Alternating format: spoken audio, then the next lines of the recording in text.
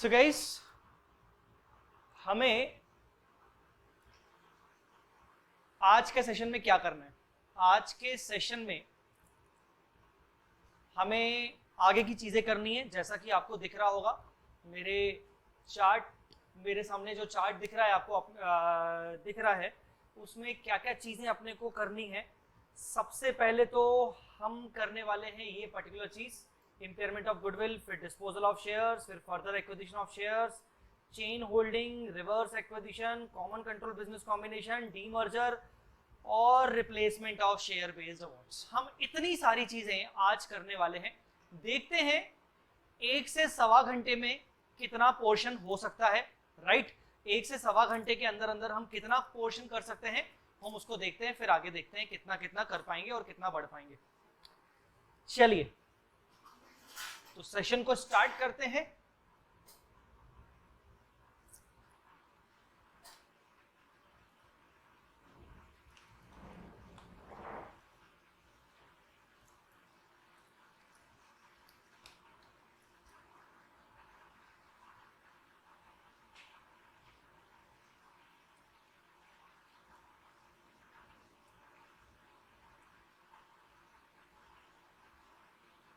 Okay,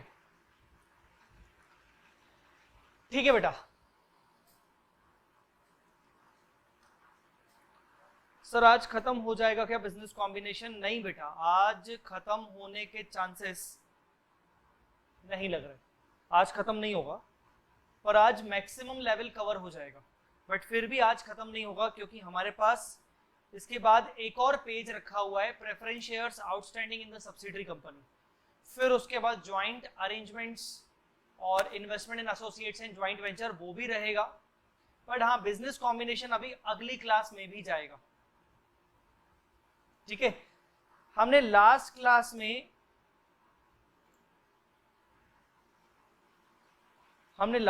में cover किया था 5th नंबर पॉइंट तक। राइट, 5th नंबर पॉइंट तक कवर किया था। एक सेकेंड, मुझे थोड़ा सा कैमरे का सेटिंग चेक करने दो।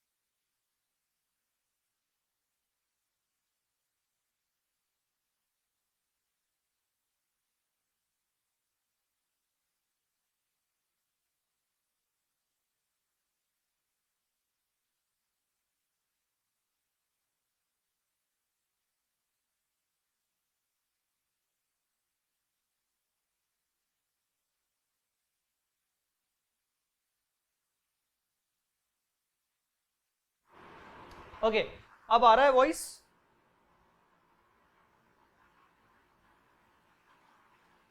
ठीक है बेटा, अब वॉइस आ रहा है कि नहीं?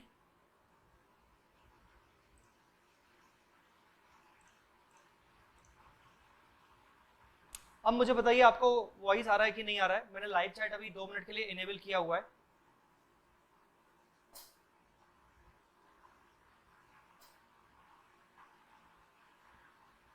Voice issue.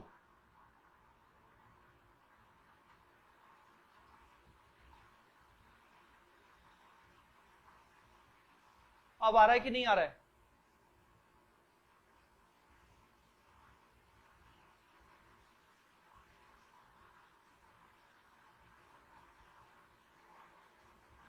Okay, it's Audible.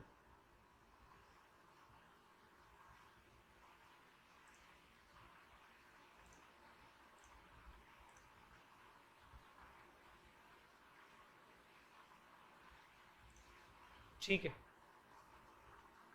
Impairment of goodwill, जो गुडविल हमने बुक किया था डेट ऑफ एक्विजिशन पर, क्या हमें उसका अमोर्टाइजेशन करना है? The answer is no.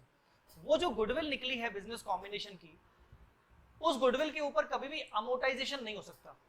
इसीलिए हमें गुडविल का इंपेयरमेंट चेक करना जरूरी है। आप जानते हो इंड AS 36 भी कहता है कि वो जो गुडविल आती है बिजनेस कॉम्बिनेशन वाली, that is subject to impairment, annual impairment testing. उस गुडविल के ऊपर आपको हर साल इंपेयरमेंट टेस्टिंग करना जरूरी है, ये चेक करना जरूरी है कि क्या उस गुडविल को इंपेयर करना जरूरी तो नहीं। अब जब भी हम गुडविल का इंपेयरमेंट करेंगे तो ऑब्वियसली क्या एंट्री होनी चाहिए? सोचो, एंट्री क्या होनी चाहिए? सिंपल सी बात है, गुडविल को क्रेडिट करना पड़ेगा क्योंकि गुडविल का अकाउंट डेबिट होगा, और डेबिट करना पड़ेगा प्रॉफिट एंड लॉस अकाउंट। अब यहां पर थोड़ा सा दिमाग चलाइएगा कि हमने जो गुडविल निकाली होगी वो कौन से मेथड से निकाली होगी। क्या वो फुल मेथड से निकाली होगी, क्या वो पार्शियल गुडविल मेथड से निकाली होगी? आप समझ रहे हो? फुल गुडविल मेथड मतलब जहां पर आपने एनसीआई को फेयर वैल्यू पे लिया था, और पार्शियल गुडविल मेथड मतलब जहां पर आपने एनसीआई को प्रपोर्शन ऑफ नेट एसेट्स पे लिया था। अब पार्शियल गुडविल मेथड कहता है कि जहां पर आपने एनसीआई को प्रपोर्शन ऑफ नेट एसेट्स पे लिया था, वहां जो आपकी गुडविल आई है, तो जो भी इंपेयरमेंट होगा वो पूरा का पूरा आपके कंसोलिडेटेड P&L में जाएगा। अच्छा, एक इंपॉर्टेंट बात, ये जो गुडविल का इंपेयरमेंट हो रहा है, ये कौन से फाइनेंशियल स्टेटमेंट्स में हो रहा है? ये कंसोलिडेटेड फाइनेंशियल स्टेटमेंट्स में हो रहा है, ये सेपरेट फाइनेंशियल स्टेटमेंट्स में नहीं हो रहा है। क्यों? क्योंकि गुडविल सेपरेट फाइनेंशियल स्टेटमेंट्स में दिख ही नहीं रही होगी, गुडविल दिख रही होगी कंसोलिडेटेड फाइनेंशियल स्टेटमेंट्स में, इसीलिए डेबिट भी कौन सा अकाउंट होगा? Consolidated P&L। तो अगर पार्शियल गुडविल मेथड है तो गुडविल क्रेडिट होगा और कंसोलिडेटेड P&L अकाउंट डेबिट होगा, क्योंकि एनसीआई को निकाला गया था सिर्फ नेट एसेट्स के प्रोपोर्शन में। तो जो गुडविल आई होगी, that goodwill entirely belongs to parent company. But अगर आपने एनसीआई निकाला था फेयर वैल्यू बेसिस पर, कौन से बेसिस पर? फेयर वैल्यू बेसिस पर, और फिर आपने उस एनसीआई को गुडविल की कैलकुलेशन में रखा था, तो जो गुडविल आई होगी उसको बोलते हैं फुल गुडविल मेथड। अब पूरी गुडविल आई होगी। अब जो फुल गुडविल है, हम उसको फुल गुडविल क्यों बोल रहे हैं? बिकॉज उस पूरी गुडविल में से कुछ पोर्शन एनसीआई को भी जाएगा, मतलब उस पूरी गुडविल में से कुछ पोर्शन एनसीआई का भी प्रपोर्शन रहता है। इसीलिए फुल गुडविल मेथड में ध्यान से देखेंगे, फुल गुडविल मेथड्स में ध्यान से देखेंगे ये वाली entry, consolidated P&L account of parent debit, NCI debit to goodwill. मतलब मान लीजिए आपका 100 रुपए का गुडविल आया था based on full goodwill method, और आपका मान लीजिए 80% का पेरेंट शेयर है, तो आप क्या करोगे? आप बोलोगे कि गुडविल 100 रुपए की मान लो आपने इंपेयर किया, तो टू गुडविल 100 रुपीज का इंपेयरमेंट, उसका 20% पोर्शन बिलोंग्स टू एनसीआई। क्यों? Because goodwill was calculated as per full goodwill method. In that case NCI को भी मुझे कम करना पड़ेगा। फुल गुडविल मेथड के केस में, मतलब फेयर वैल्यू के केस में, NCI जो होता है वो उसमें गुडविल का भी पोर्शन होता है, मतलब NCI is based on net assets as well as goodwill, and partial goodwill method में NCI is only and only based on net assets। तो जो NCI है ना, NCI किसका निकालते हैं? नेट असेट्स का, प्रपोर्शन ऑफ नेट एसेट्स पर। ऐसे केस में गुडविल पर उसका कोई कैलकुलेशन नहीं है, पर फेयर वैल्यू मेथड के अकॉर्डिंग, मतलब फुल गुडविल मेथड के अकॉर्डिंग, ये माना जाता है कि NCI is based on proportion of net asset as well as goodwill. तो जब गुडविल की वैल्यू गिर रही है तो आप प्रपोर्शन में एनसीआई को भी गिराओगे फुल गुडविल मेथड में, जबकि पार्शियल गुडविल मेथड में आप एनसीआई की वैल्यू को नहीं गिराओगे, क्योंकि पार्शियल गुडविल मेथड मतलब एनसीआई निकाला गया है only and only proportion of net assets. आई बात समझ में? तो ये दो इसलिए एंट्री है। यहां मैंने बोला हुआ है annual impairment testing is required since goodwill is not subject to amortization. अच्छा,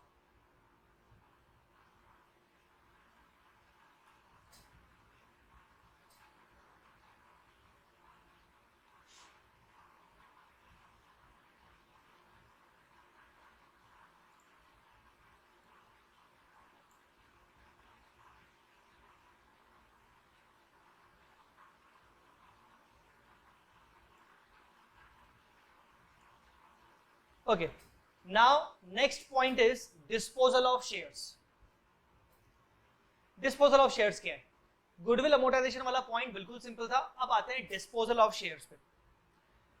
डिस्पोजल ऑफ शेयर्स मतलब जब पेरेंट कंपनी सब्सिडरी कंपनी के शेयर्स को सेल कर रही है। अभी तक हमने देखा कि सब्सिडरी कंपनी को हम अगर शेयर खरीद रहे हैं तो हमें कंट्रोल मिलेगा। अब हम अगर शेयर उसके बेच रहे हैं तो देयर कैन बी टू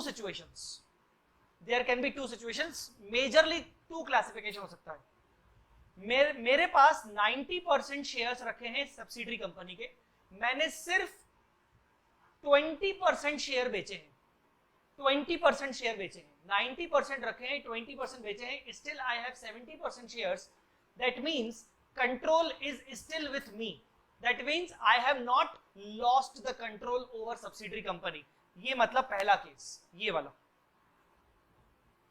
आपको मैं बता दूं, दिस इज द केस जिसमें मैंने ये बॉक्स किया हुआ है, ये वाला केस आपका पहला केस। दूसरा केस जिसपे मैं ये बॉक्स कर रहा हूं, जहां पर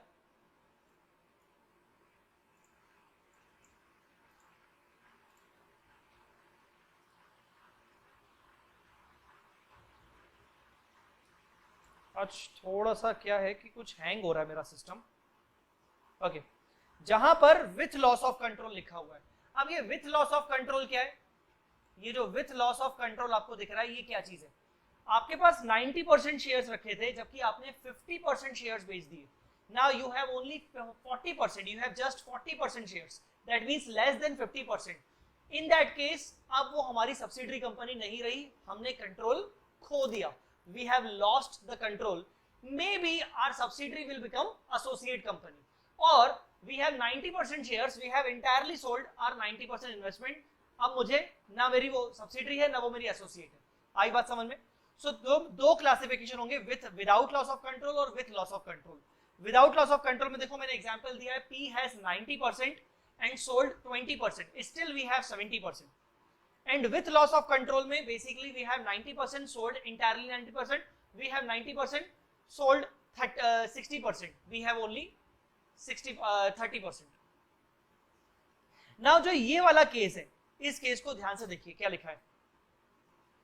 P has 90% sold 20%, if it will affect only NCI, NCI will be increased. जब 90% से आपने 20% सेल कर दिया, still you have 70%, that means आपकी आज भी वो कंपनी सब्सिडरी कंपनी है, मतलब आप कंटिन्यूअस बेसिस पर नेट एसेट्स को रिकॉर्ड करते हुए चलोगे, कंटिन्यूअस बेसिस पर आपकी वो गुडविल कैपिटल रिजर्व दिखती रहेगी, आपका एनसीआई दिखता रहेगा। बस चेंज किस में होगा? एनसीआई में। पहले आपका एनसीआई 10% था, अगर 90% इन्वेस्टमेंट था पहले आपका, अब आपने 20% बेच दिया तो एनसीआई अब हो गया 30%, क्योंकि पहले वो 10 था, अब 20 बेच दिया तो बाहरी वालों के पास अब 30% हो गया। तो अब आपके पास क्योंकि 30% एनसीआई हो गया तो आपके एनसीआई की वैल्यू बढ़ जाएगी, आपका एनसीआई बढ़ जाएगा, इंक्रीज हो जाएगा। सो अगर जर्नल एंट्री के रूप में देखें तो 2 एनसीआई हो जाएगा। आई मेरी बात समझ में?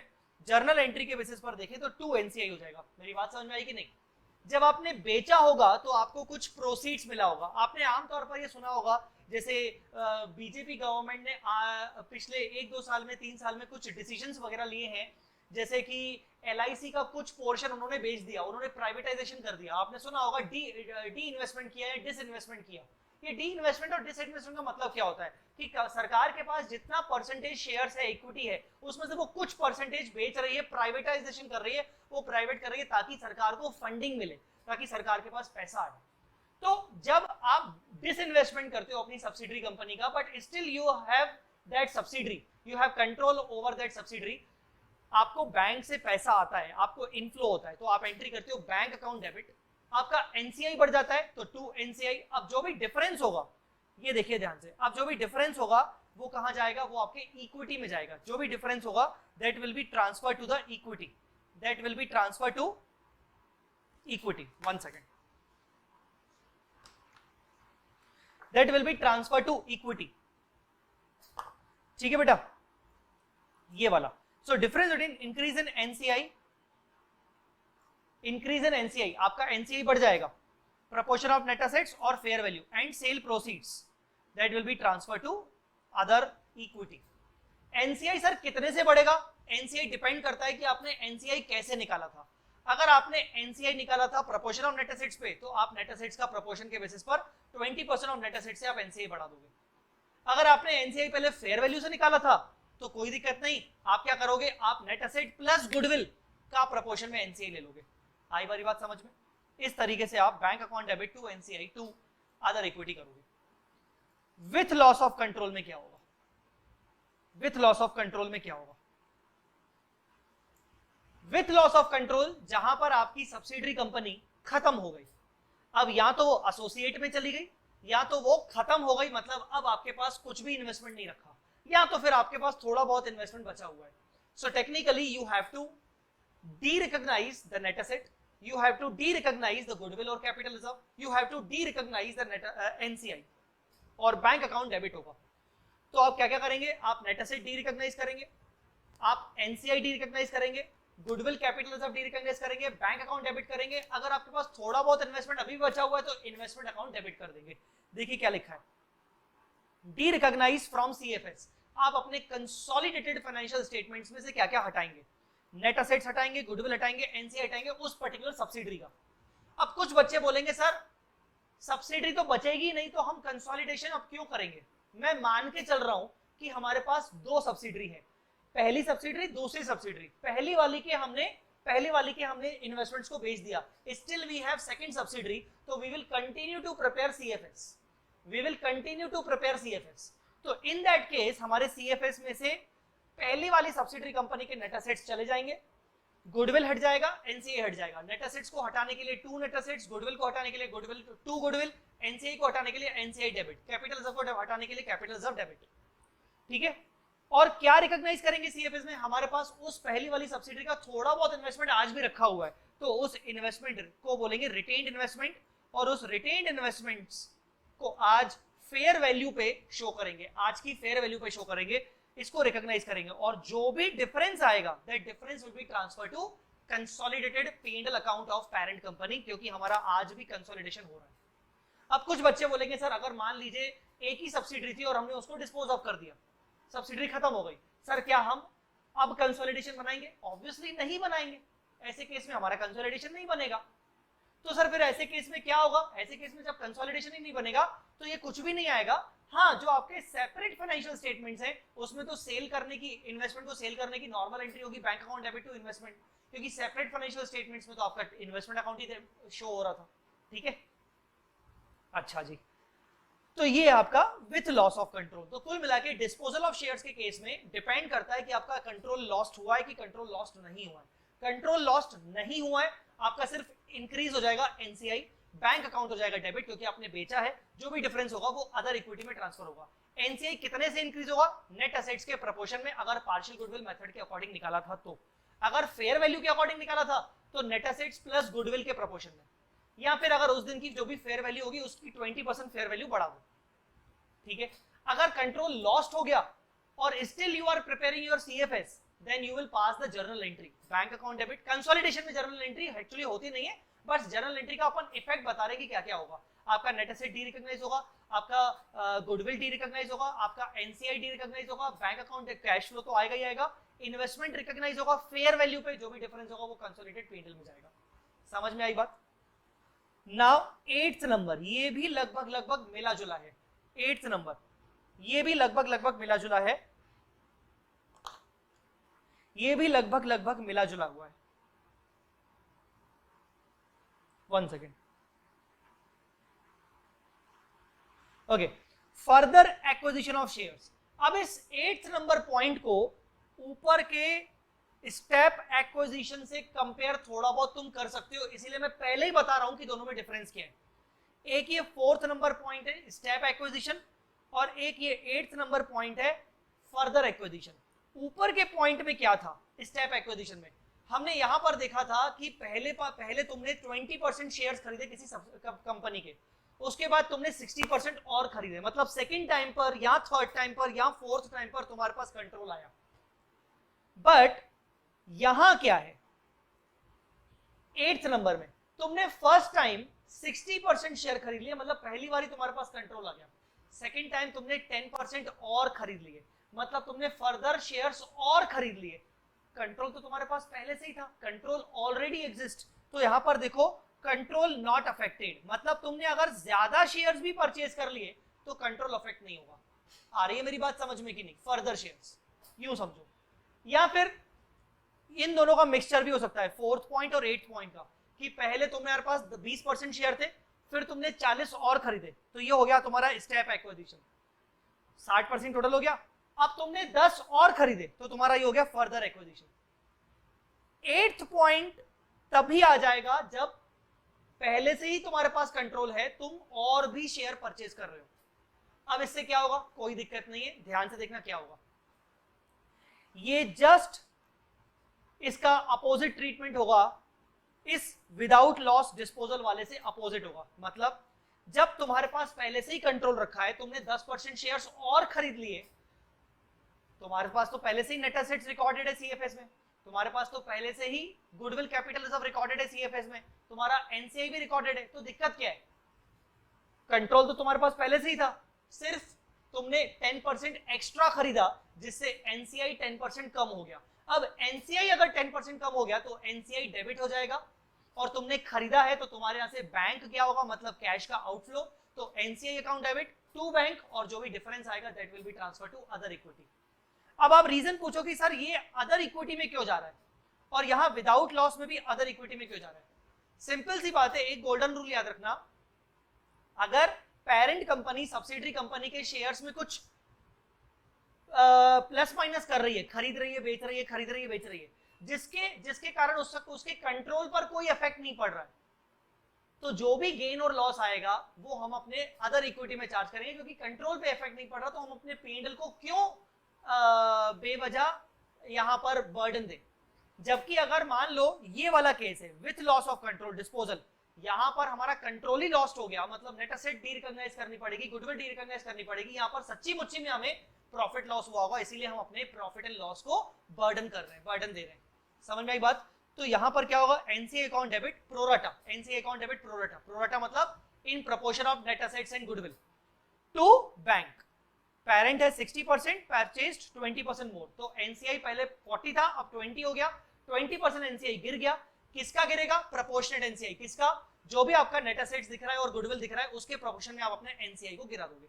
आई मेरी बात समझ में? तो एनसीआई गिरेगा proportion of net assets and goodwill में, simply. So this was further acquisition of share. Simple है, आपको लग रहा होगा मैं कुछ एंट्रीज के थ्रू ज्यादा समझा रहा हूं। कंसोलिडेटेड फाइनेंशियल स्टेटमेंट्स में एंट्रीज की जरूरत तो होती नहीं है ना, बट मैं एंट्रीज के पॉइंट ऑफ व्यू से क्यों समझा रहा हूं, क्योंकि उससे जल्दी समझ में आएगा आपको जर्नल एंट्रीज के पॉइंट ऑफ व्यू से। क्लियर? अच्छा, अब क्या करेंगे सर? अब हम लाइव चैट को इनेबल करेंगे। अब हम लाइव चैट को इनेबल करेंगे।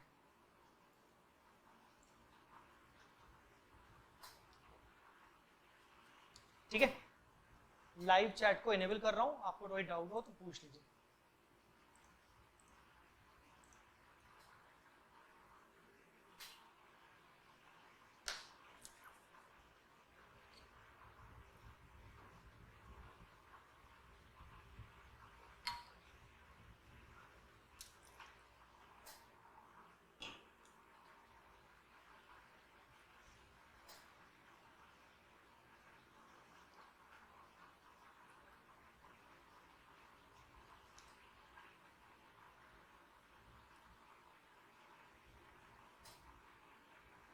पूछिए बेटा, आपको अगर कोई डाउट हो तो।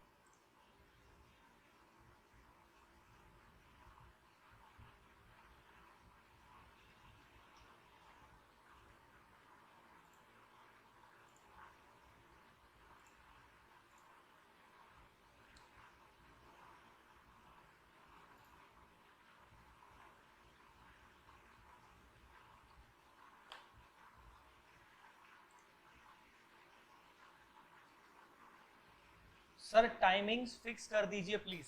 शुभम बेटा, मैं टाइमिंग हमेशा कोशिश करता हूँ कि फिक्स रहे, बट मैं भी इंसान हूँ, मेरे घर पे भी कुछ प्रॉब्लम्स हो सकती हैं। मुझे भी अपने घर वालों को, अपने स्पेशली अपने फादर को, जो मेरे फादर मेडिकेशन में अभी हैं, उनको टाइम देना पड़ता है। कभी कुछ प्रॉब्लम्स होती हैं, मैं कुछ ही समय के लिए भोपाल आया हुआ हूँ, तो मेरी फैमिली ऑल्सो नीड्स मी कभी कभार, तो इसीलिए टाइमिंग को मुझे ऊपर नीचे करना पड़ता है। ठीक है सर, क्लास कब तक ऑनलाइन रहेगा? क्लास कल सुबह तक ऑनलाइन रहेगा, मतलब कल सुबह 6 बजे तक या 8 बजे तक ऑनलाइन रहेगा, डोंट वरी। सर स्क्रीनशॉट लेना है, थोड़ा जूम कर दो बेटा। स्क्रीनशॉट अगर लेना है तो मैं अभी स्क्रीन को फ्लिप कर दूंगा, तब ले लेना।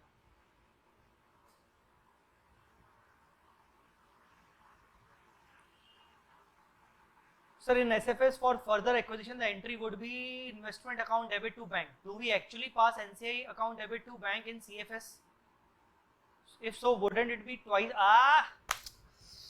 मैंने बोला पहले से ही, एंट्री एक्चुअल में एसएफएस में ही होती है, बट अगर सीएफएस में आपको इफेक्ट देना है तो एक्चुअली आप एक्चुअल में एंट्री नहीं करते हो, बट सीएफएस में आप इफेक्ट दोगे तो क्या करोगे? सीएफएस में देखो, आपने एसएफएस में एंट्री कर दी है टू बैंक, तो सीएफएस में फिर से टू बैंक नहीं होगा। सीएफएस में बेसिकली आपको एनसीआई गिराना पड़ेगा, मतलब एनसीआई डेबिट करना पड़ेगा, राइट? एनसीआई डेबिट करना पड़ेगा, बैंक आपका ऑलरेडी क्रेडिट हो चुका है, जो भी डिफरेंस आएगा वो आपका अदर इक्विटी में जाएगा। ठीक है बेटा? हेलो,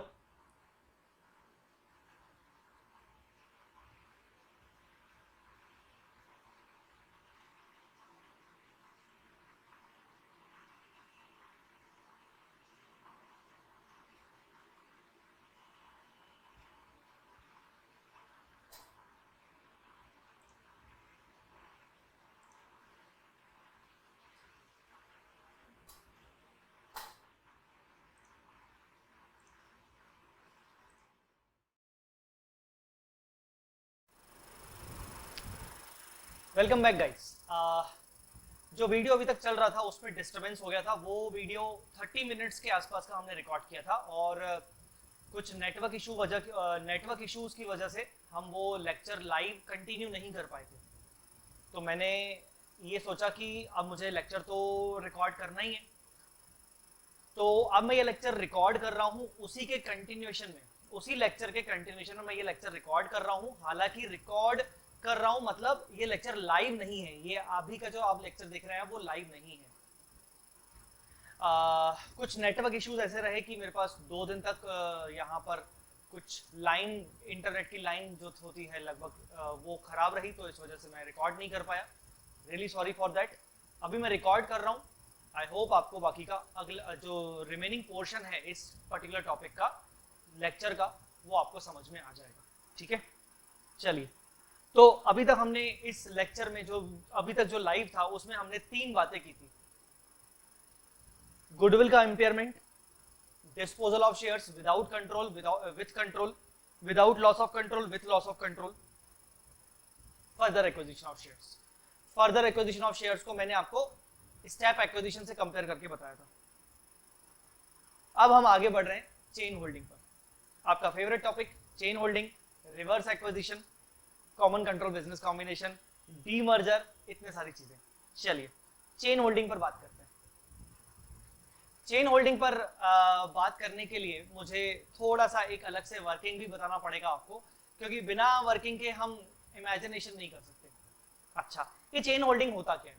चेन होल्डिंग सिंपली ऐसा कुछ सिस्टम हो सकता है, फॉर एग्जाम्पल एक कंपनी है पी लिमिटेड, मतलब पेरेंट कंपनी, उसका इन्वेस्टमेंट है एस लिमिटेड में से 90%, और एस लिमिटेड उसकी सब्सिडरी बन गई, और जो एस लिमिटेड है वो एक सब्सिडरी कंपनी ना, है ना? तो एस लिमिटेड ने एक और कंपनी में इन्वेस्टमेंट किया, एक एस लिमिटेड ने भी एक कंपनी में इन्वेस्टमेंट किया है, मान लीजिए double S limited, let us से 80%। तो इसको कहते हैं चेन होल्डिंग, ये एक चेन क्रिएट कर रहा है, ठीक है ना? अच्छा, ऐसा भी हो सकता है कि पी ने भी डबल एस में इन्वेस्टमेंट किया हो, मान लीजिए 10%, तो 80 + 10 कुल मिला के 90%। ऐसा भी हो सकता है, और हो सकता है ऐसा भी हो, इसको बोलते हैं चेन होल्डिंग। अब कुछ लोग पूछेंगे सर ऐसा हो सकता है क्या?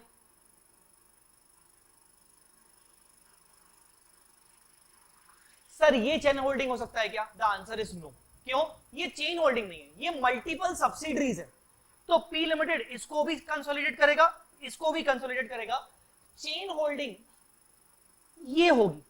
दोनों में फर्क है, दोनों के सॉल्यूशन को, दोनों के क्वेश्चन को भी सॉल्व करने के लिए थोड़ा सा अंतर है। ये वाला केस में कोई एडिशनल बातें नहीं है जो मुझे आपको बतानी चाहिए, तो हम इसकी बात तो कर ही नहीं रहे, हम कर रहे हैं इसकी बात। और अगर मान लो ऐसा कुछ हो रहा है तो इसकी बात। आई बात समझ में? ठीक है, अब आइए चेन होल्डिंग पर 2 मिनट। क्या कह रहा है? गोल्डन रूल, चेन होल्डिंग का गोल्डन रूल सुनिए। Always think from the point of view of ultimate parent company while consolidating all direct और इनडायरेक्ट सब्सिडरीज। अब मैं इसको क्या बोलूंगा? Direct subsidiary. इसको क्या बोलूंगा? Indirect subsidiary. जब पेरेंट कंपनी इसको कंसोलिडेट करेगा और इसको कंसोलिडेट करेगा, हमेशा हम क्वेश्चन सॉल्व करते वक्त पी के पॉइंट ऑफ व्यू से कंसोलिडेशन करेंगे, भले ऐसा सिचुएशन है। मतलब आप देख रहे हो एस ने डबल एस में इन्वेस्टमेंट किया है, मतलब जो डबल एस है वो किसका सब्सिडरी है? वो एस का सब्सिडरी है, पी का सब्सिडरी नहीं है। पर क्योंकि एस जो है वो पी का सब्सिडरी है, तो अल्टीमेटली जो डबल एस हो गया वो अल्टीमेटली पी का सब सब्सिडरी हो गया, पी का भी सब्सिडरी हो गया। तो हमें हमेशा क्वेश्चन सॉल्व करते वक्त पी के पॉइंट ऑफ व्यू से कंसोलिडेशन बनाना है, चाहे आपकी डायरेक्ट सब्सिडरी हो चाहे आपकी इनडायरेक्ट सब्सिडरी हो। ठीक है, अच्छा अब इसको सॉल्व कैसे करते हैं? पहले तो आपको यह समझना पड़ेगा, जब मैं P और S के रिलेशनशिप की बात करूंगा तो आप बिल्कुल, आपको क्लियर हो जाना चाहिए। आप सामने देखिए कि P का S में, P इन S इज 90%। मैं इसकी बात कर रहा हूं, इस रिलेशनशिप की, ठीक है ना, जो कि एक डायरेक्ट रिलेशनशिप है। और NCI इन S ये कितना है? 10%। पर जब हम बात करेंगे P in double S, P in double S, technically P का डबल एस में कोई शेयर नहीं है, मैंने वो 10% फिलहाल हटा दिया। S का डबल एस में है, पर मैंने क्या बोला? Golden rule, always think from the point of view of parent company for all direct और इनडायरेक्ट सब्सिडरीज। तो S केस में P इन डबल एस कितना होगा? देखिएगा ध्यान से। P बोलेगा मेरा शेयर S के नेट एसेट्स में कितना है? 90%। और S बोलेगा मेरा शेयर डबल एस में कितना है? 80%। थोड़ा सोचिएगा। आप जानते हैं कि कंपनी, कोई भी कंपनी जब इन्वेस्टमेंट करती है तो वो इन्वेस्टमेंट को हम कंपेयर करते हैं सामने वाली कंपनी के नेट एसेट्स पे। तो डबल एस के नेट एसेट में 80% शेयर किसका है? एस का है। तो डबल एस के मान लीजिए जो भी नेट एसेट्स होंगे, फॉर एग्जांपल डबल एस के नेट एसेट्स 100 रुपीज के होंगे, तो उसमें से 80 रुपीज शेयर किसका है? एस का है। अब एस का अगर शेयर 80 रुपीज है तो उसके भी 80 रुपीज के शेयर में P का शेयर कितना बनता है? 90%। तो P क्या बोलेगा? कि P बोलेगा कि यार मेरा शेयर S में 90% है और S का शेयर डबल S में 80% है। तो अल्टीमेटली अभी हम किसकी बात कर रहे हैं? डबल S की। तो डबल S के जितने भी नेट एसेट्स हैं उसमें पहले मुझे देखना पड़ेगा कि S का कितना शेयर है और S में मेरा कितना शेयर है। तो अल्टीमेटली मेरा शेयर हो जाएगा डबल S में। तो मैं बोलूंगा कि यार टेक्निकली 80 का 90%, समझ रहे हो? 80% का, क्योंकि S का डबल S में कितना परसेंट है? 80। तो 80 का 90% मेरा हुआ। तो अल्टीमेटली पेरेंट का शेयर डबल S में कितना हुआ? 72%। पेरेंट का शेयर डबल S में अल्टीमेटली शेयर हुआ, अल्टीमेटली। तो NCI अल्टीमेटली कितना हुआ? 100 माइनस 72, दैट इज 28%। तो आपको यह समझना पड़ेगा कि हम इस तरीके से निकालते हैं। और इसी चीज को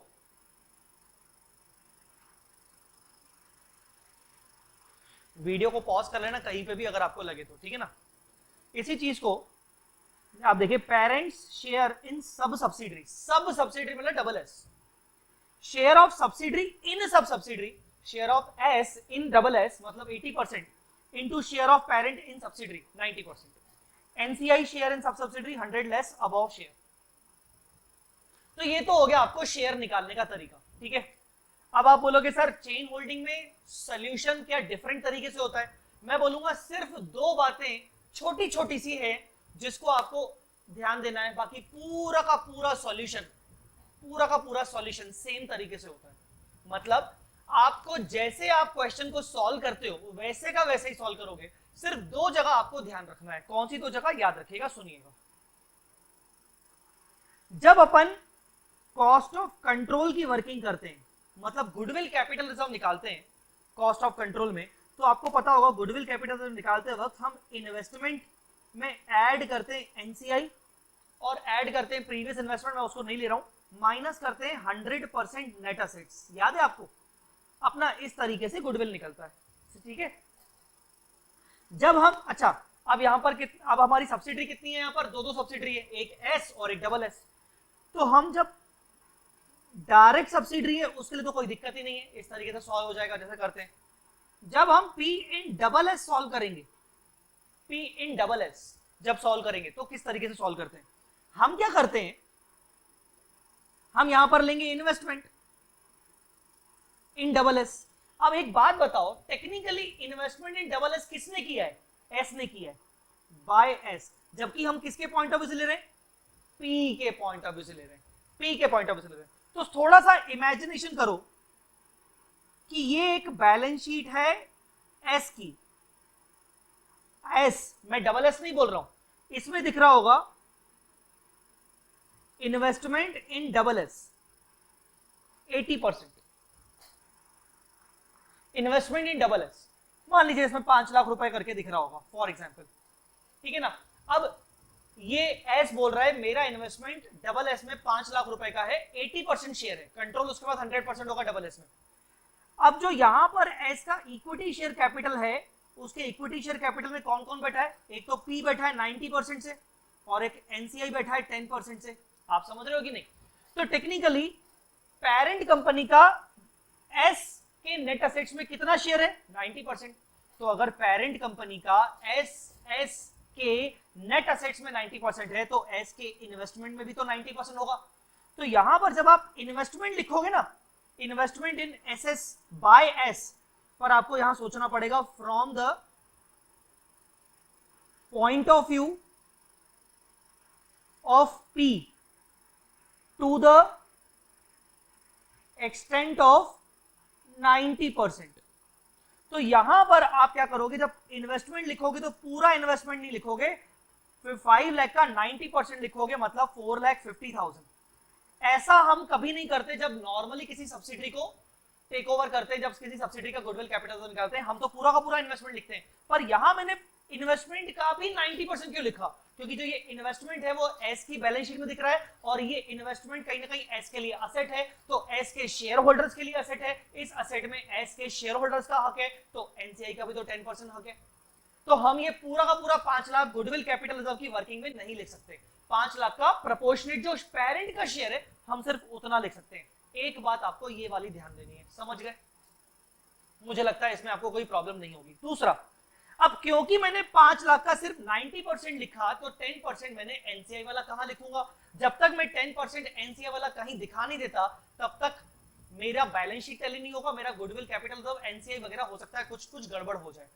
तो जो 10% जो एनसीआई का पोर्शन है, मतलब हम ये बोल रहे हैं कि हमारे पास दो एनसीआई है, एक तो ये वाला एनसीआई है डायरेक्ट 10% और एक सब सब्सिडी में एनसीआई है 28%। समझ रहे हो कि ना? दो एनसीआई है, एक सब सब्सिडी के शेयर होल्डर्स और एक सब्सिडी के शेयर होल्डर्स। जो सब्सिडी के शेयर होल्डर्स हैं they are eligible for this 10% share in the investment. Understood और not? They are eligible for this 10% in the investment. तो जब आप एनसीआई की वर्किंग करोगे तो आप एनसीआई भी दो निकालोगे, एनसीआई इन एस और एनसीआई इन एसएस। तो ये जो आपका 10% होगा और ये जो आपका 28% होगा। अब एनसीआई कैसे निकालते हैं? प्रोपोर्शन ऑफ नेट एसेट्स या फेयर वैल्यू।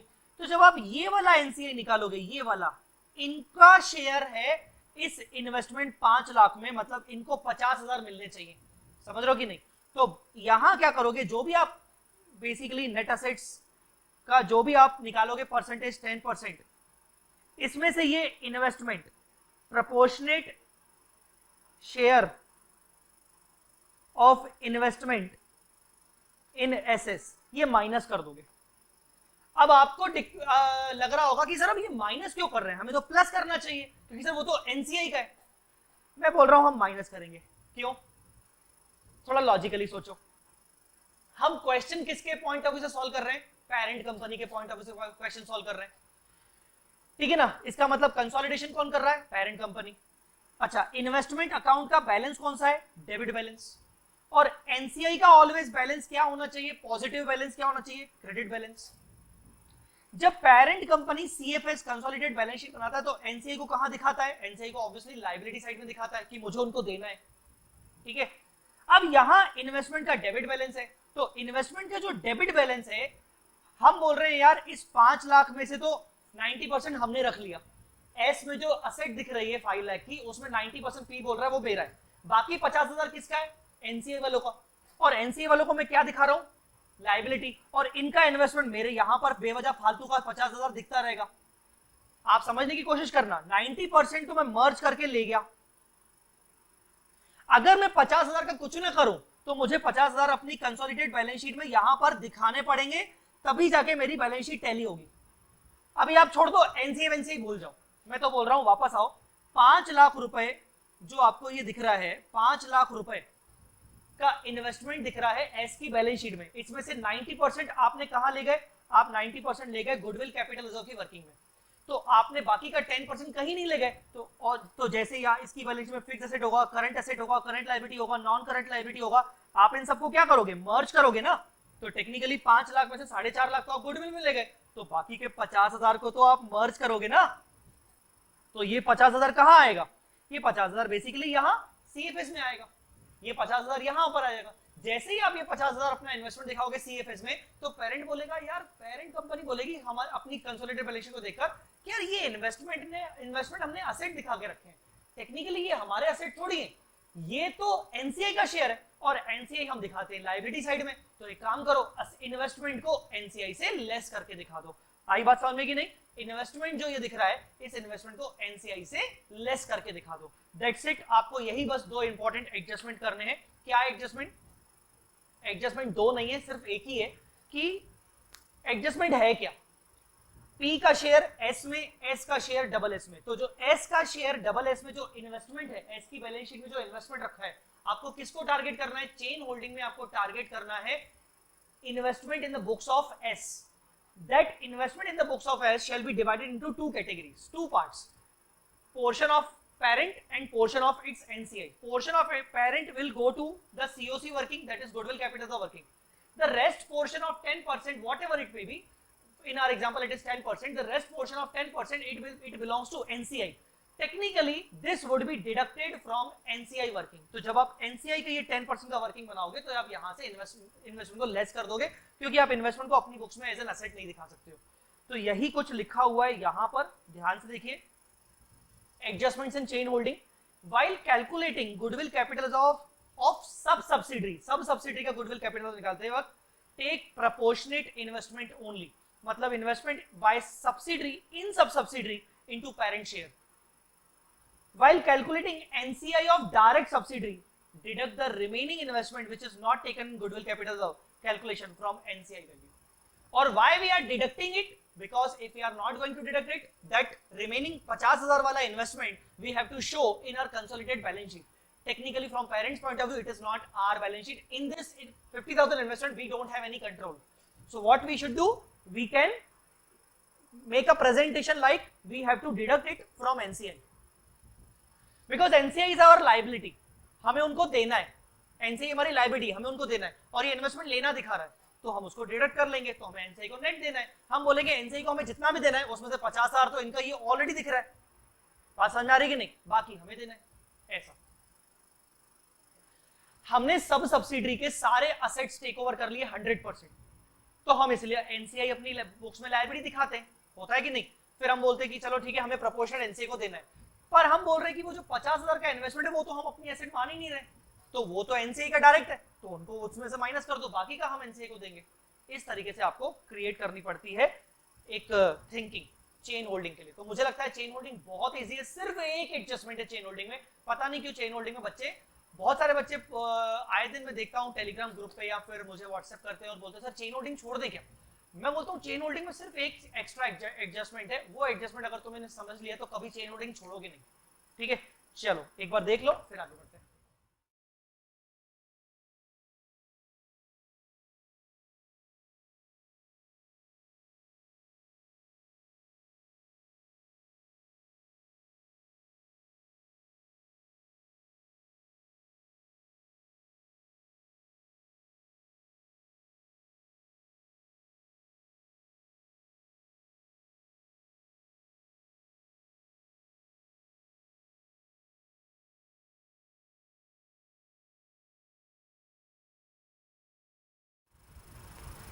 चलिए बच्चों, आइए अपन बात करते हैं अब नेक्स्ट पॉइंट की, विच is called reverse acquisition.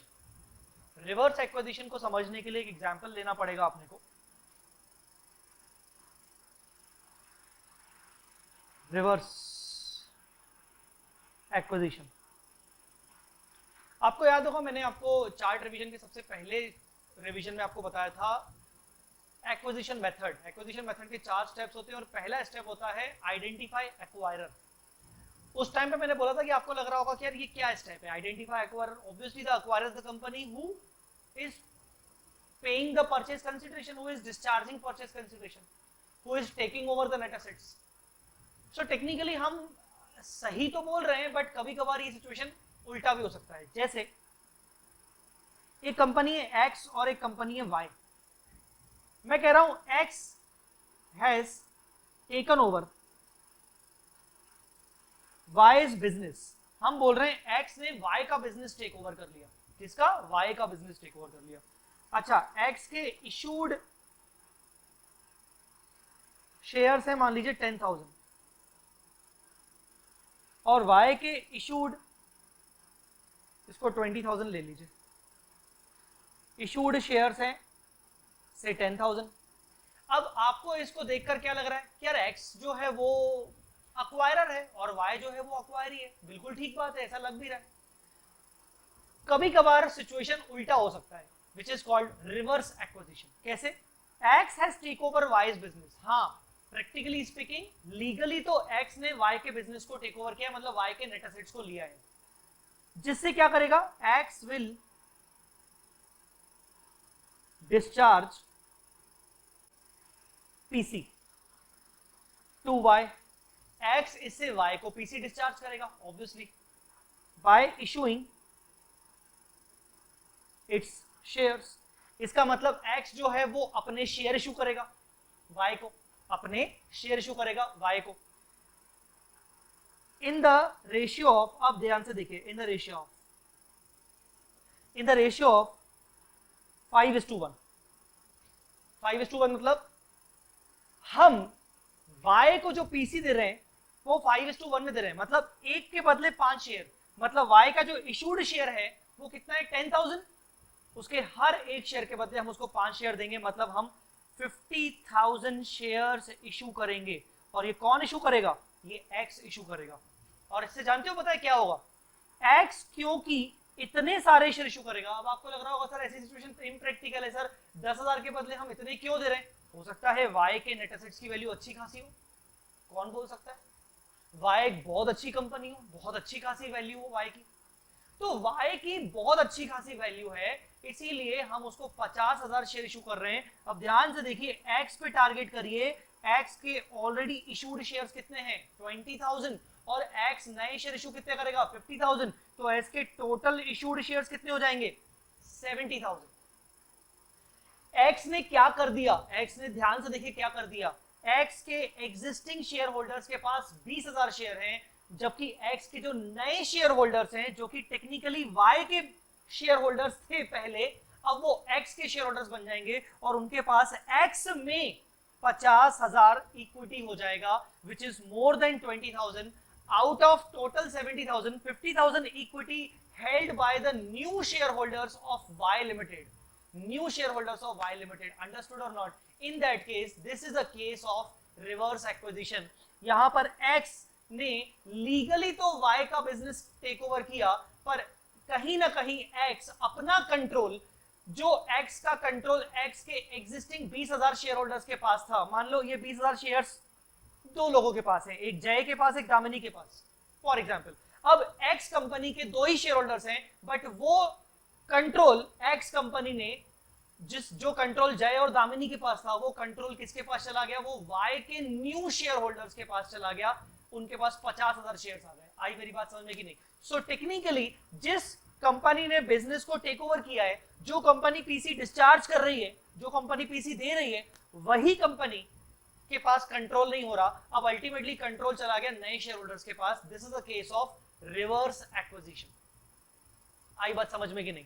Reverse acquisition में हम कुछ टर्म्स को ध्यान रखेंगे। जो एक्स है जो बिजनेस को लीगली टेक ओवर कर रहा है, तो हम इसको बोलेंगे लीगल एक्वायरर, क्योंकि एक्स जो है वो लीगली तो बिजनेस को टेक ओवर कर रहा है, असेट्स वही ले रहा है और पीसी वो दे रहा है, बट एक्चुअली में किसके शेयर होल्डर्स को कंट्रोल मिल रहा है?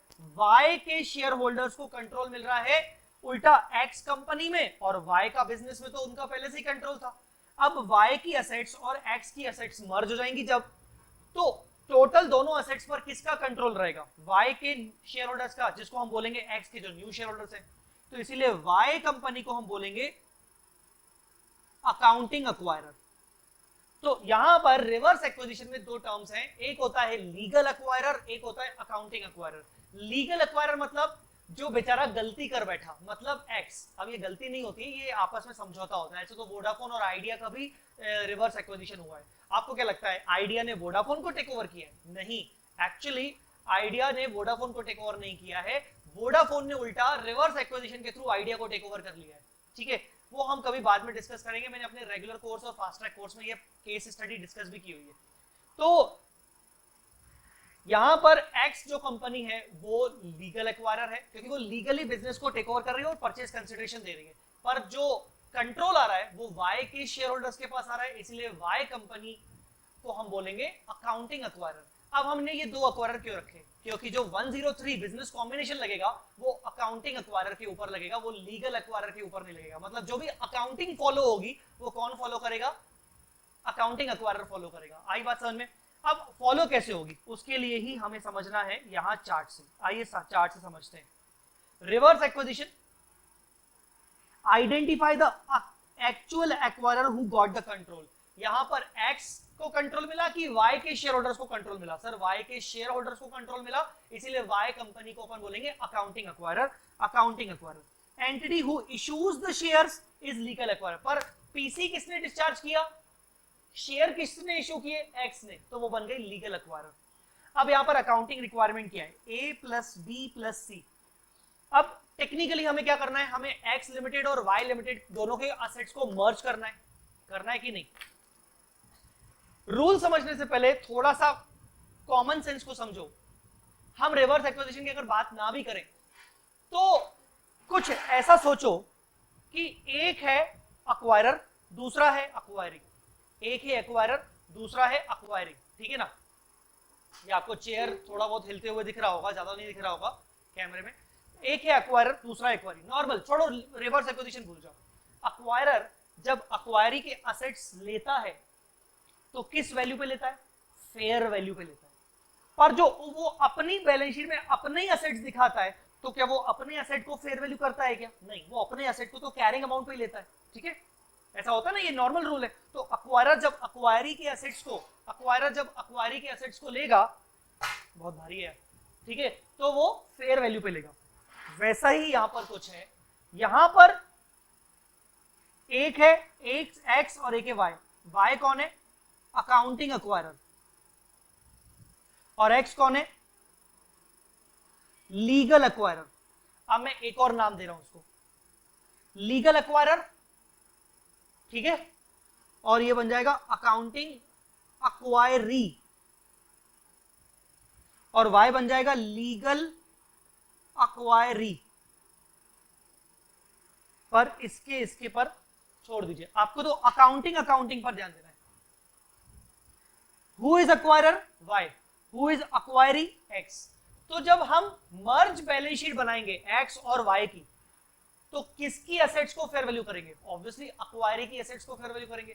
बट Y की ही जो एसेट्स हैं वो थोड़ी फेयर वैल्यू होगी, क्योंकि कंट्रोल तो उसी के पास है। बस ऐसा थोड़ा सा सोचो, recognize asset, liability, equity, capital, other equity of accounting acquirer at carrying amount only, हमारे एग्जाम्पल के हिसाब से Y लिमिटेड। यार जब मर्ज्ड बैलेंस शीट बनेगी, कंसोलिडेटेड बैलेंस शीट बनेगी, तो वाई लिमिटेड के asset, liability, equity, other equity मतलब रिजर्व, सरप्लस सब सेम वैल्यू पे दिखेंगे, कैरिंग अमाउंट पे दिखेंगे।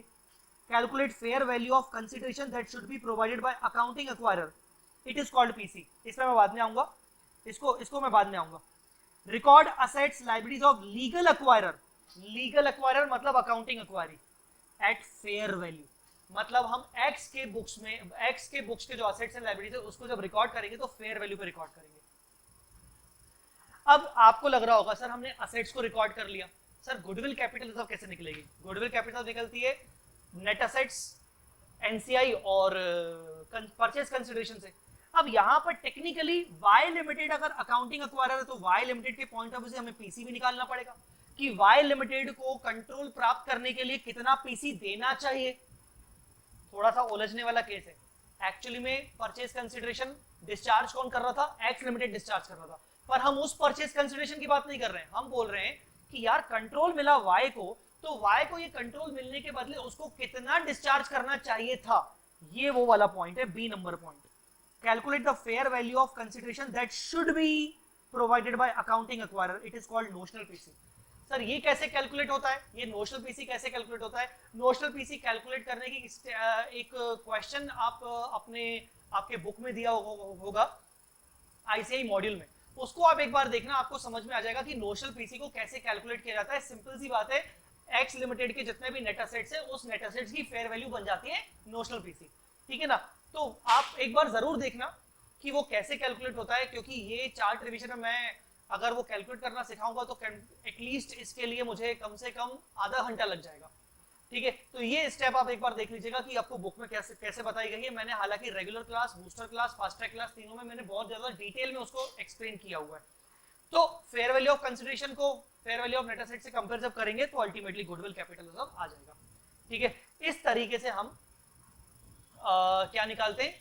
रिवर्स एक्विजिशन में पीसी निकालते हैं और अल्टीमेटली हम दोनों के बुक्स को मर्ज करते हैं। So this is your reverse acquisition, ठीक है बच्चों? अभी हमने दो चीजें देखी, चेन होल्डिंग और रिवर्स एक्विजिशन। अब हम आगे और चीजें देखेंगे, पहले आप इतना देख लीजिए फिर आगे बढ़ते हैं।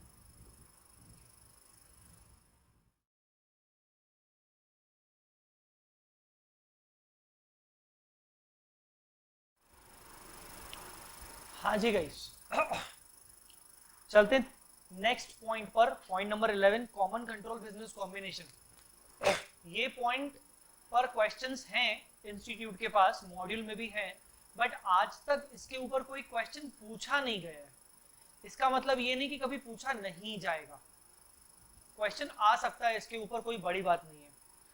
अच्छा, common control business combination, appendix C of Ind AS 103। ये appendix C of Ind AS 103 क्या है ये मैं बाद में इसको बताऊंगा कि why it is called appendix 3, ये क्या चीजें हैं। आप इसको कोरिलेट कर पाओगे आने वाले थोड़ी देर में। आईपीसीसी या इंटरमीडिएट में जो हमने पढ़ा था अमेलगमेशन ऑफ कंपनीज, उसमें हम पढ़ते थे अमेलगमेशन दो टाइप के होते हैं, in the nature of purchase और in the nature of merger. In the nature of merger में पूलिंग ऑफ इंटरेस्ट मेथड लगता है, आप उसको उसी से कोरिलेट कर सकते हो। यस, वो वही चीज है। अब ये कॉमन कंट्रोल बिजनेस कॉम्बिनेशन मतलब सिंपली इसका मतलब ये होता है कि एक ऐसा बिजनेस कॉम्बिनेशन, एक ऐसा ट्रांजैक्शन बिजनेस कॉम्बिनेशन का जहां पर एक कंपनी दूसरी कंपनी के साथ मर्ज हो रही है, बट कंट्रोल कहीं नहीं जा रहा, कंट्रोल आज भी वहीं पर है, उसी कंपनी के पास है जो पहले था, जिसके पास पहले था। अब आप बोलोगे सर ये क्या है? मैंने अभी जस्ट आपको रिवर्स एक्विजिशन का एक एग्जांपल दिया, अगर मैं उसमें हल्का सा एक चेंज कर दूं तो वो रिवर्स एक्विजिशन ना रह के वो कॉमन कंट्रोल बिजनेस कॉम्बिनेशन बन जाएगा। देखो कैसे, मैंने आपको बोला कि एक्स जो है वो शेयर इशू कर रहा है और लीगली वो नेट एसेट्स को टेक ओवर कर रहा है वाई के, पर वो इतने सारे शेयर इशू कर रहा है कि उसने वाई के शेयर होल्डर्स को कंट्रोल दे दिया एक तरीके से, ठीक है ना? इसमें मैं सिर्फ एक चीज ऐड करना चाहूंगा कि मान लीजिए मान लीजिए जैसे मैंने आपको बोला कि एक्स में जय और दामिनी शेयर होल्डर्स हैं, मान लीजिए कि वाई लिमिटेड के 90% शेयर्स एक सिंगल पार्टी के पास है, और 10% शेयर्स किसी और के पास है। आप मेरी बात समझ रहे हो कि नहीं? वाई लिमिटेड के मैक्सिमम शेयर्स, मेजॉरिटी शेयर्स एक सिंगल पार्टी के पास है। वो सिंगल पार्टी को आप बोल सकते हो XYZ, आप उसको कुछ भी बोल सकते हो। वाई लिमिटेड के maximum shares, majority shares mister A के पास है 90%। तो जब एक्स ने शेयर इशू किए, ये 50,000 शेयर इशू किए ये वाले, तो वो किसको किए होंगे? वाई के शेयर होल्डर्स को। और वाई के शेयर होल्डर्स में कौन बैठा है? मेजॉरिटी किसके पास है? शेयर्स ए के पास। तो अल्टीमेटली एक्स किसको शेयर इशू कर रहा है? वाई के शेयर होल्डर्स को। वाई के शेयर होल्डर्स में मेजॉरिटी शेयर होल्डर किसके पास है? ए के पास। तो ultimately under X company now A will become the share holder. J और डी तो ऑलरेडी शेयर होल्डर है, बट अब उनका शेयर गिर जाएगा और मैक्सिमम शेयर किसके पास आ जाएगा? मिस्टर ए के पास।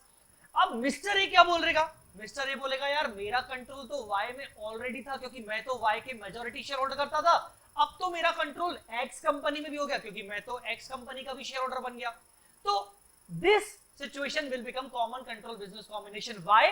बिकॉज पहले भी कंट्रोल वाई कंपनी में मिस्टर ए का था, अब भी कंट्रोल वाई कंपनी में मिस्टर ए का है, बल्कि एक्स कंपनी का कंट्रोल भी मिस्टर ए के पास चला गया। This is called common control business combination. मेरी बात समझ में आ रही कि नहीं? So common control business combination मतलब कंट्रोल जिस पार्टी के पास पहले था, ट्रांजैक्शन से पहले, बिजनेस कॉम्बिनेशन से पहले, बिजनेस कॉम्बिनेशन के बाद भी कंट्रोल उसी पार्टी के पास है। कंट्रोल कहीं हिल नहीं रहा एग्जिस्टिंग कंपनी में, बल्कि उस पार्टी को कुछ एक्स्ट्रा कंट्रोल मिल गया। समझ में आई बात की नहीं?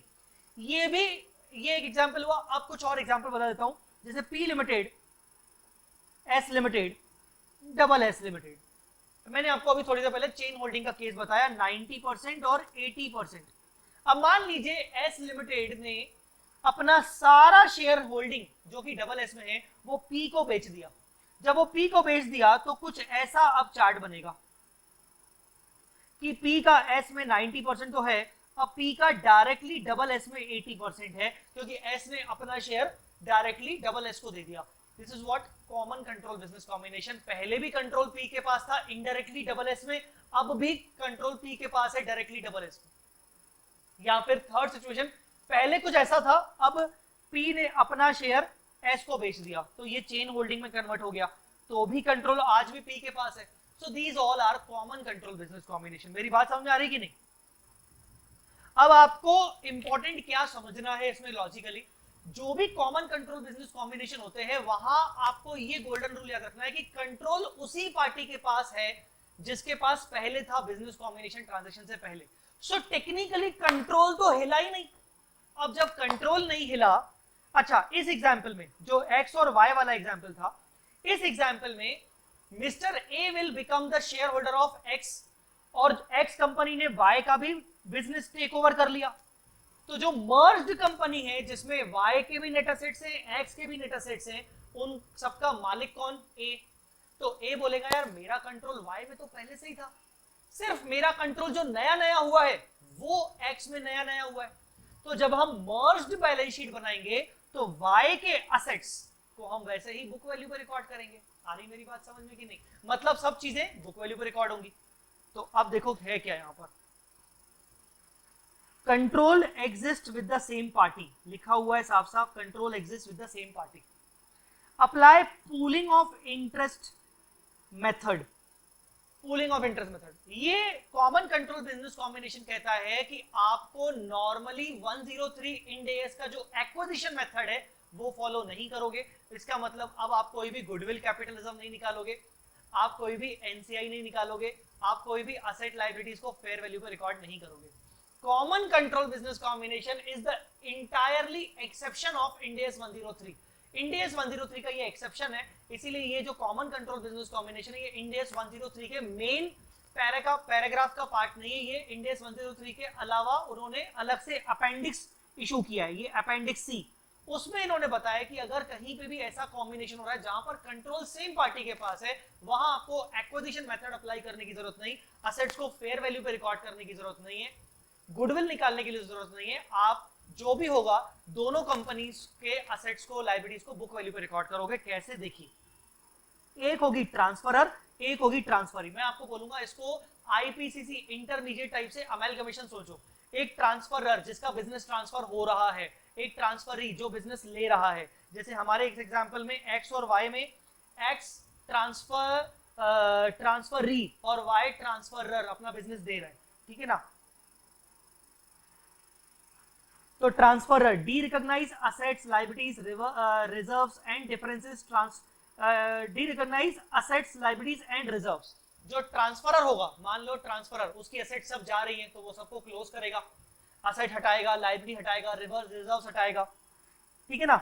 और differences transfer to capital reserve, जो भी डिफरेंसेस आएंगे, liabilities account debit to assets, reserves account debit, जो भी डिफरेंसेस आएंगे वो सब कैपिटल रिजर्व में ले जाएगा। बात को समझिएगा, जो ट्रांसफरर कंपनी है मतलब वो बंद हो रही है। अब जो ट्रांसफरी कंपनी है जिसके पास असेट्स आ रही हैं, तो record assets liabilities reserves of transferor company. आपको याद होगा आईपीसीसी इंटरमीडिएट में भी इन द नेचर ऑफ मर्जर के केस में हम रिजर्व्स को भी सेम वैल्यू पे लेके आते थे, at the same book value. हम ऐसा क्यों कर रहे हैं? क्योंकि कंट्रोल तो कहीं पे भी ट्रांसफर नहीं हुआ, कंट्रोल आज भी वही है। तो करना कुछ नहीं है, दो कंपनीज या तीन कंपनीज आपस में मिलकर एक दूसरे को अपना होल्डिंग बेच रही है, कंट्रोल तो आज भी अपने मेन पी के पास ही है। तो कुल मिला के करना क्या है, असेट्स लायबिलिटीज को मर्ज कर दूंगा सेम बुक वैल्यूज पे, क्योंकि कंट्रोल तो आज भी मेरे पास है। मैं पहले जब कंसोलिडेट करता था तो जिस वैल्यूज पे करता था आज भी वैसे सेम वैल्यूज पे करूंगा, ठीक है। तो इसीलिए सारी की सारी बुक वैल्यूज पे ही रिकॉर्ड होंगे, चाहे असेट्स हो, चाहे लायबिलिटीज हो, चाहे रिजर्व्स वगैरह क्यों ना हो, ठीक है ना। Record purchase consideration PC record होगा, और जो भी डिफरेंस आएगा वो भी आपका कैपिटल रिजर्व में जाएगा, मतलब यहाँ पर गुडविल में नहीं जाएगा। आपको याद होगा pooling of interest method intermediate में भी मर्जर के केस में हम जो भी डिफरेंस आता था वो हम जनरल रिजर्व पीएनएल में ट्रांसफर करते थे, यहाँ कैपिटल रिजर्व में ट्रांसफर करना पड़ेगा, ठीक है। तो this is your common control business combination. Common control business combination में आपको दो कंपनीज आइडेंटिफाई करनी है, ट्रांसफरी, ट्रांसफरर। ट्रांसफरर मतलब जिसके नेट असेट्स जा रहे हैं वो असेट्स को डी रिकॉग्नाइज करेगा, लायबिलिटीज को डी रिकॉग्नाइज करेगा, अपने रिजर्व्स को भी हटाएगा, जो भी डिफरेंस है उसको कैपिटल रिजर्व में डाल देगा, क्योंकि पीसी उसको मिल नहीं रहा है। जो ट्रांसफरर है, जो टेक ओवर कर रहा है बिजनेस, वो असेट्स लायबिलिटीज को बुक वैल्यू पे रिकॉर्ड करेगा, उसके रिजर्व्स को भी सेम वैल्यू पे रिकॉर्ड करेगा, पीसी को रिकॉर्ड करेगा, जो भी डिफरेंस आएगा वो कैपिटल रिजर्व में डाल देगा। सिंपली ये कॉमन कंट्रोल बिजनेस कॉम्बिनेशन। इसके दो चार क्वेश्चन आपको, दो क्वेश्चन तो मिनिमम आपको मॉड्यूल में मिल जाएंगे। हालांकि मैं हर अटेम्प्ट में बोलता हूं कि कॉमन कंट्रोल बिजनेस कॉम्बिनेशन का क्वेश्चन छोड़ना मत, करके जाना, क्योंकि ये पॉइंट अभी तक पूछा नहीं गया है। हो सकता है पूछा जाए, हो सकता है छोटा कोई 5-8 मार्क्स का पूछ ले, हो सकता है कुछ थ्योरी पूछ ले, ध्यान रखिएगा, ठीक है। Next is demerger. आपको मैं बता दूं, डीमर्जर के रिस्पेक्ट में इंस्टीट्यूट ने अपने पुराने मॉड्यूल एडिशन के मॉड्यूल में एक क्वेश्चन डाला हुआ था, वो उन्होंने क्वेश्चन गायब कर दिया है, वो क्वेश्चन उन्होंने हटा दिया है। तो बट फिर भी मैं डीमर्जर समझा इसलिए लाऊं ताकि आपको एक तसल्ली मिल जाएगी, चलो ठीक है हमें थोड़ा बहुत तो डीमर्जर के बारे में पता है। डीमर्जर का मतलब क्या होता है? डीमर्जर का मतलब कि मान लीजिए मेरी एक कंपनी है, मेरी कंपनी है D Fortune limited. D Fortune limited में मान लीजिए 4 अलग अलग सेक्टर्स हैं, एक ऑटोमोबाइल सेक्टर है, एक स्टील सेक्टर है, ठीक है ना, एक पावर सेक्टर है और एक कोल माइनिंग सेक्टर है। मान लीजिए मैंने कोल माइनिंग पावर अपने पास रहने दिया और बाकी के जो दो सेक्टर हैं, स्टील सेक्टर और जो ऑटोमोबाइल सेक्टर, वो सेक्टर्स को मैंने डीमर्ज कर लिया, मतलब मैंने अपनी कंपनी से हटा दिए। और वो बेचे नहीं, वो हटा के मैंने अपने छोटे भाई को, मतलब अपने फैमिली के ही किसी फैमिली मेंबर को एक दूसरी न्यू कंपनी खोल के दे दिया और बोल दिया कि ये दो सेक्टर तू संभाल। ऐसा बहुत बार होता है रियल लाइफ में। ऐसा रिलायंस के साथ हुआ है कि अनिल अंबानी जब बड़े भाई से अलग हुए थे तो उनको कंपनी से सेक्टर निकाल के उनको दूसरी नई कंपनी में खोल के दे दिया गया था। डीमर्जर जनरली तब आता है जब घर टूटता है, जब फैमिली डिस्प्यूट होता है, जब अलग अलग होते हैं दो भाई लोग।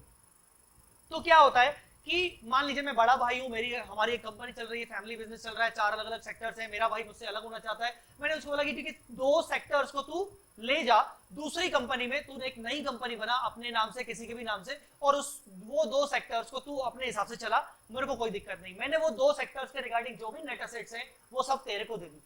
इससे होता क्या है कि मेरी जो एग्जिस्टिंग कंपनी है उसमें से मैंने अपने दो सेक्टर्स को डीमर्ज कर लिए, तो मैं अपनी कंपनी को बोलूंगा डीमर्ज्ड कंपनी। और जो नई कंपनी बनाई गई है अपने छोटे भाई के लिए उसको हम बोलते हैं रिजल्टेंट कंपनी। जो एक नई कंपनी बनती है रिजल्टेंट कंपनी, उस न्यू रिजल्टेंट कंपनी में नेट एसेट्स शिफ्ट हो जाते हैं। अब मैंने तो दे दिया भाई, ठीक है ना, मैंने तो तुम्हें नेट एसेट्स दे दी, जा तू जो तेरे को करना है। मैंने तेरे को नहीं दिया, मैंने तेरे को नई कंपनी में शिफ्ट करके दे दिया। अब जो मेरी कंपनी के एग्जिस्टिंग शेयर होल्डर्स है उनको आपत्ति तो होगी ना। अब जब मुकेश अंबानी जी ने अपने छोटे भाई साहब को जब अलग किया तो क्या एग्जिस्टिंग कंपनी के शेयर होल्डर्स को आपत्ति नहीं क्या होगी, क्या वो अपोज नहीं करेंगे क्या? ऐसे केस में जो शेयर होल्डर्स होते हैं डीमर्ज कंपनी के, उनको भी रिजल्टेंट कंपनी में शेयर होल्डर्स बनाया जाता है या फिर उनको कैश में डिस्चार्ज किया जाता है ताकि उनको तो उनका हिस्सा मिल जाए। Because in the present company there were 4 sectors, I am demerging the 2 sectors, so my shareholders will definitely oppose this। तो उनको या तो हम कैश में डिस्चार्ज कर लेंगे, मैं अपने छोटे भाई को बोलूंगा भाई तू इनको कुछ डिस्चार्ज कर, या तो तू इनको भी शेयर होल्डर बना दे मेरी अपनी न्यू कंपनी में। तो जनरली ये होता है कि the share holders of demerge company will become the share holders in new company also, मतलब वो कॉमन शेयर होल्डर्स हो जाते हैं उसमें। आई मेरी बात समझ में? तो ये एक डीमर्जर का केस है। तो डीमर्जर में होता क्या है, डीमर्जर में एक कंपनी होती है डीमर्ज कंपनी, एक होती है रिजल्टेंट कंपनी। जो डीमर्ज कंपनी है वो क्या कर रही है, अपना सेक्टर हटा रही है, मतलब अपने दो सेक्टर से रिलेटेड जो भी असेट्स लायबिलिटीज होगी वो डी रिकॉग्नाइज कर रही है। तो कुछ नहीं है, आपको अपने नेट असेट्स को डी रिकॉग्नाइज करना है। अब कैसे डी रिकॉग्नाइज करना है, आप ये सोचोगे कि एक तरीके से आप नेट असेट्स को डिस्ट्रीब्यूट कर रहे हो, आप अपने सेक्टर को बांट रहे हो। तो आप इसको ले, आप डीमर्जर में इंड एस बोलता है कि treat this demerger in the books of demerged company as distribution of dividend। जैसे हम डिविडेंड डिस्ट्रीब्यूट करते हैं अपने शेयर होल्डर्स को, वैसे ही मैंने अपने छोटे भाई को असेट्स डिस्ट्रीब्यूट कर दी। तो treat distributed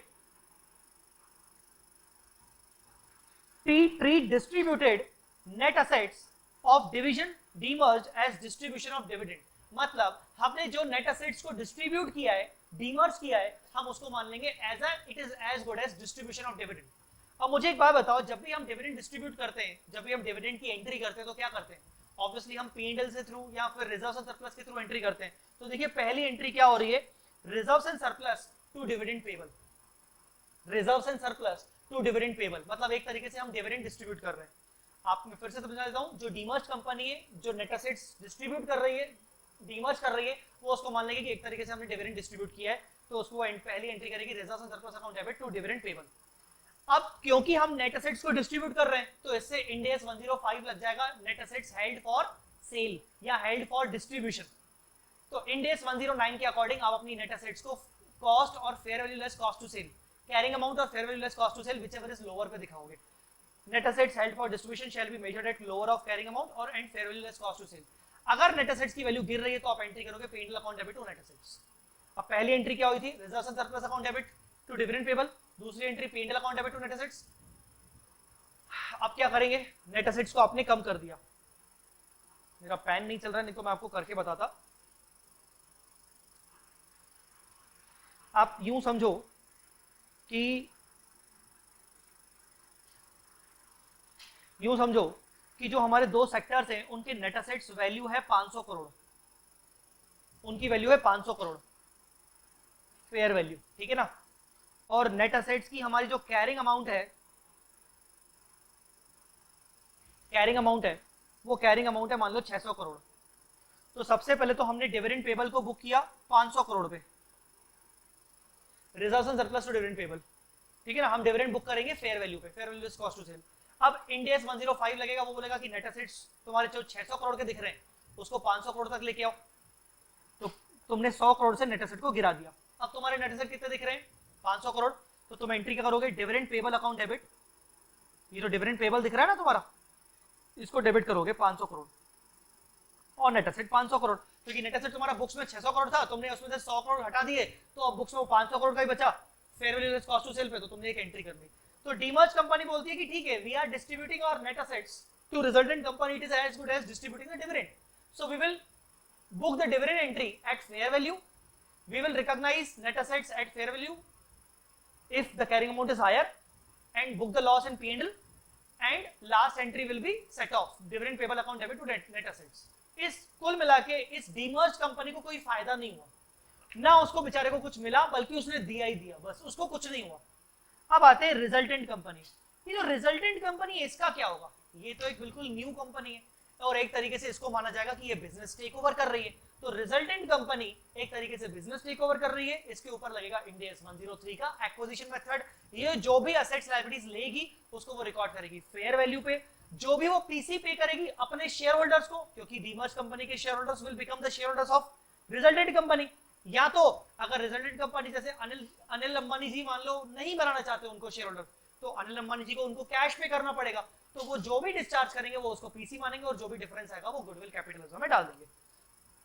So this company will follow Ind AS 103 acquisition method, recognize net asset at fair value, recognize PC to the shareholders at fair value। अब या तो मैं उन शेयर होल्डर्स को शेयर इशू कर रहा हूं या तो मैं उन शेयर होल्डर्स को कैश दे रहा हूं। तो डिफरेंस कहां जाएगा? गुडविल कैपिटलिज्म में, मतलब गेन फ्रॉम बार्गेन परचेज। तो डीमर्जर का केस इतना सा सिंपल है, कोई दिक्कत नहीं है। एक डीमर्ज कंपनी, एक रिजल्टेंट कंपनी। रिजल्टेंट कंपनी की अकाउंटिंग जैसी अभी तक हमने समझी है, डीमर्ज कंपनी की अकाउंटिंग मैंने आपको समझा दी। ठीक है, चलिए दैट्स इट। अब आगे बढ़ने से पहले इसको आप एक बार देख लीजिए, फिर आगे बढ़ते हैं।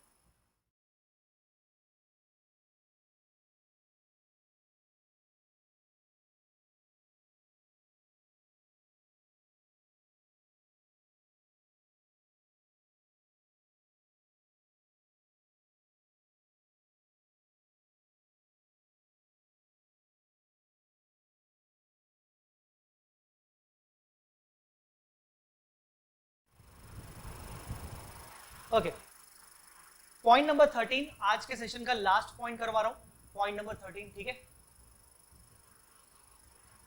Replacement of share based awards of acquiree due to business combination. कुछ लोग इसको बोलते हैं सर वो ईसॉप वाला पॉइंट समझा दो सर। ईसॉप वाला सर, वो जो बिजनेस कॉम्बिनेशन में ईसॉप आता है वो समझा दो। पहले इसकी कहानी सुनो, है क्या। अक्वायरी कंपनी, अक्वायरर कंपनी, दो होती है। अक्वायरी जिसका बिजनेस टेक ओवर कर रहा है, अक्वायरर। अक्वायरी कंपनी ने अपने एम्प्लॉइज को, मतलब दो कंपनीज हैं ए और बी, दोनों अलग अलग हैं, कोई पेरेंट सब्सिडियरी कुछ नहीं है। बी लिमिटेड ने अपने एम्प्लॉइज के लिए ईसॉप अनाउंस किया। बोला कि हम 5 साल का वेस्टिंग पीरियड रख रहे हैं, 5 साल के बाद हम आपको शेयर इशू करेंगे। हुआ ये कि 2 साल हो चुके हैं, तो 2 साल तक उसने एम्प्लॉय कॉम्पनसेशन एक्सपेंस अपनी बुक्स में रिकॉर्ड कर लिया होगा और इसकी बुक्स में एसबीपी रिजर्व दिख रहा होगा या एसबीपी लायबिलिटी दिख रहा होगा। अभी भी 3 साल बचे। इस बीच 2 साल बाद ए ने बी को टेक ओवर कर लिया। अब जैसे ही ए ने बी को टेक ओवर किया तो इस ईसॉप पे चर्चा हुई। अब चर्चा होती है ना एक एक चीज को लेकर, भाई इसका क्या होगा, इसका सेटलमेंट कौन करेगा। तो ए ने बी को बोला कि जो तूने अपने एम्प्लॉइज को ये ऑफर दिया हुआ है ना कि 5 साल बाद तुम शेयर इशू करोगे, तुम मत करना शेयर इशू, हम शेयर इशू करेंगे, तुम मत करना। पता है क्यों? क्योंकि ए नहीं चाहता कि बी अब आगे चल के कुछ भी पब्लिक इशू करे, क्योंकि बी अगर कुछ भी इशू करेगा उससे ए की कंट्रोल डाइल्यूट हो सकता है, एक हो सकता है ए की शेयर होल्डिंग डाइल्यूट हो जाए, कम हो जाए। तो ए ने बी को बोला ओके कोई बात नहीं, तुम्हारे एम्प्लॉइज को किया गया वादा हम पूरा करेंगे, आगे चल के हम उनको इशू करेंगे, पर हम कुछ चेंजेस कर रहे हैं। हम तुम्हारे एम्प्लॉइज के लिए एक नई स्कीम ले आ रहे हैं ईसॉप की, जिसके अकॉर्डिंग हम टोटल वेस्टिंग पीरियड 4 इयर्स मानेंगे, जिसमें से 2 तो हो चुके हैं। तो अब रिमेनिंग कितना बचा? रिमेनिंग 2 इयर्स बचा, जबकि तुम्हारे केस में रिमेनिंग कितना बचा? 3 इयर्स। मतलब हम अपने नए शेयर देंगे। तो पहले तो समझो क्या क्या है, टर्म्स पे आ जाओ। पहले तो ओरिजिनल अवार्ड। ओरिजिनल अवार्ड मतलब जो बी ने ओरिजिनली अनाउंस किया था अपने एम्प्लॉइज के लिए कि हम तुम्हें इतना इतना शेयर देंगे, original award, which is guaranteed by, granted by acquiree before business combination. Now there is next replaced award. Replaced मतलब जो A ने replace कर दिया, A ने बोला हम अपने वाले देंगे, replaced award, which is granted by acquirer at the time of business combination. अब यहां पर हम ये पढ़ क्यों रहे हैं? पढ़ इसलिए रहे हैं, क्या इसमें से भी कुछ पोर्शन पीसी का पार्ट तो नहीं हो सकता? क्योंकि ए कंपनी अल्टीमेटली बी के एम्प्लॉइज को दे रही है, तो हम जो भी देते हैं वो पीसी होता है।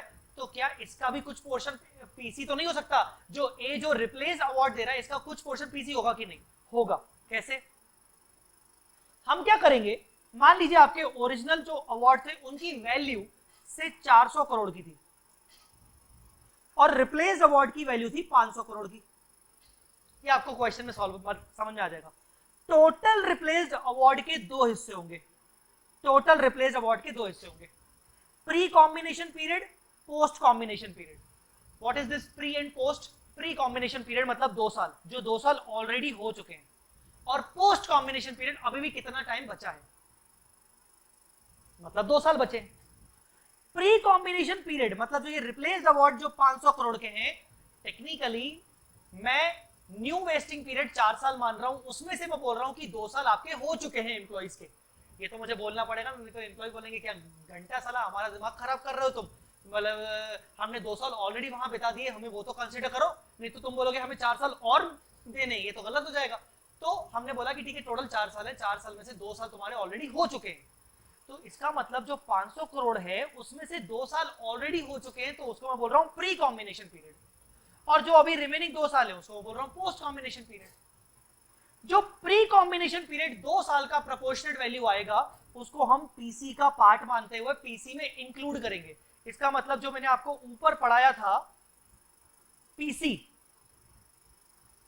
मैंने आपको ऊपर पढ़ाया था पीसी परचेज कंसिडरेशन, तो इसमें एक और चीज लिख लो, रिप्लेस्ड अवार्ड्स भी इसमें आते हैं आपके, ठीक है, वो भी प्री कॉम्बिनेशन पीरियड वाला पॉइंट।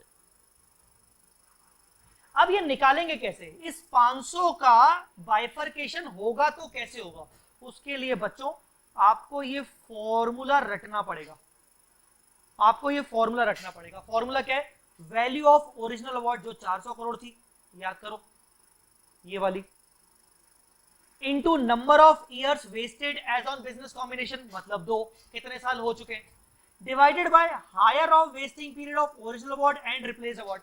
ओरिजिनल अवार्ड का टोटल वेस्टिंग पीरियड कितना था 5, और रिप्लेस का कितना था 4, दोनों में से हायर कौन सा है 5, तो डिवाइड बाय 5, मतलब क्या हुआ 400 इंटू 2 डिवाइड बाय 5। मान लीजिए इसका रिप्लेस्ड अवार्ड होता, उसका वेस्टिंग पीरियड होता 6 साल, तो 6 और 5 कौन सा हायर है 6, तो डिवाइड करते 6, तो डिवाइड में क्या आएगा, ओरिजिनल अवार्ड में बताया गया वेस्टिंग पीरियड और रिप्लेस्ड अवार्ड में बताया गया वेस्टिंग पीरियड, दोनों में से जो हायर है वो डिवाइड आएगा। इस फॉर्मूले के अकॉर्डिंग जो भी वैल्यू आएगी वो 500 करोड़ का जो 500 करोड़ में से वो हिस्सा निकलेगा, वो प्री कॉम्बिनेशन पीरियड होगा, that is a part of PC. मान लो मैं निकालना चाहूं 400 इंटू 2 डिवाइड बाय 5, ठीक है ना, तो ये हो गया 800 डिवाइड बाय 5। आई बात समझ में कि नहीं? अब 800 डिवाइड बाय 5 कितना होता है, 10 20 15 16 मान लीजिए 16, ठीक है, 80 में 16 0 160। इसका मतलब 500 में से जो 160 है 160 crore that is a part of PC, और 500 में से 160 गया तो कितना बचेगा 340, तो 340 को क्या बोलेंगे 340 करोड़ पोस्ट कॉम्बिनेशन पीरियड, जो आने वाले रिमेनिंग 2 साल है उसमें मैं एम्प्लॉय कॉम्पोजिशन बुक करूंगा।